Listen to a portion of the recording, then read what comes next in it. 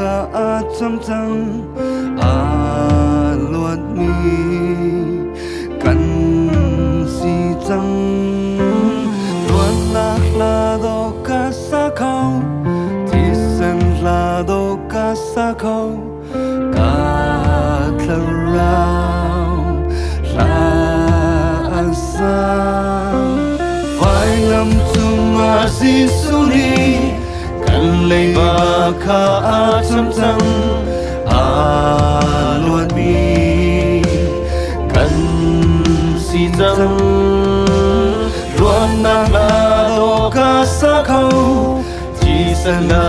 do ka sa khâu ka thla rao la sa boy Giêsu thong in khoa kam mu boy Giêsu thong in kat lam kling boy Giêsu ta la ka sa hallelujah boy Giêsu thong in ser ka si boy Giêsu thong in khoa ka sa boy Giêsu ta ser ka si hallelujah boy Giêsu thong in la ka sa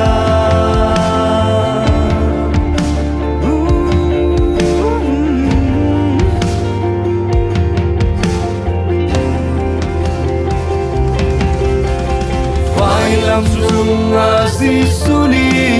anun na ka ape chang a kham mi kan si chang kham na la do ka sa khâu ti sen la do ka sa khâu ka thla rao la sa boy Giêsu thong in khoa kam mu boy Giêsu thong in kat lam kling boy Giêsu ta la ka sa hallelujah boy Giêsu thong in ser ka si boy Giêsu thong in khoa ka sa boy Giêsu ta ser ka si hallelujah boy Giêsu thong in la ka sa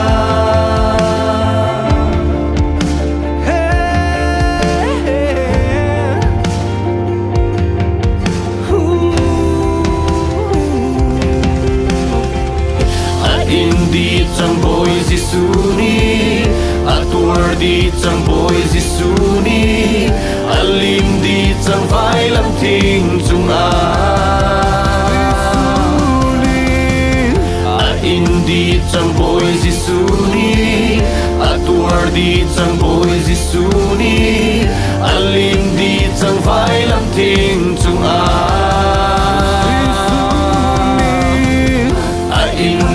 chang vai lam chung na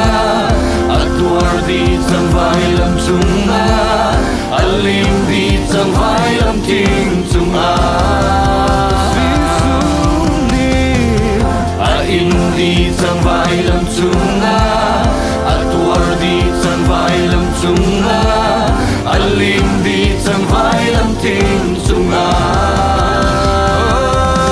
Nazareth Giêsu kan nun na Nazareth Giêsu ka phim na Nazareth Giêsu ka lo na hallelujah Nazareth Giêsu ka treo na Nazareth Giêsu ka thon na Nazareth Giêsu ka lo na hallelujah in di chang boy Giêsu ni atuar di chang boy Giêsu ni alim di chang vai lam thing chung a in di chang boy Giêsu ni atuar di chang boy Giêsu ni alim di chang vai lam thing chung a in di chang vai lam chung na atuar di chang vai lam chung na alim di chang vai lam thing chung a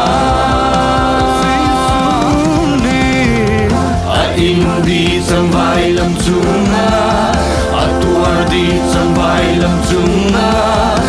lim đi chẳng vai làm tiếng chúng Nazareth Giêsu kanuna Nazareth Giêsu kafimna Nazareth Giêsu kayona Hallelujah Nazareth Giêsu kateuna Nazareth Giêsu katona Nazareth Giêsu kailona Hallelujah Ôi Giêsu thongin kwa kamu Ôi Giêsu thongin katlamtli Ôi Giêsu ta'ala kasa Hallelujah Ôi Giêsu thongin sarkasi Ôi Giêsu thongin kwa kasa Ôi Giêsu ta sarkasi Hallelujah Ôi Giêsu thongin la kasa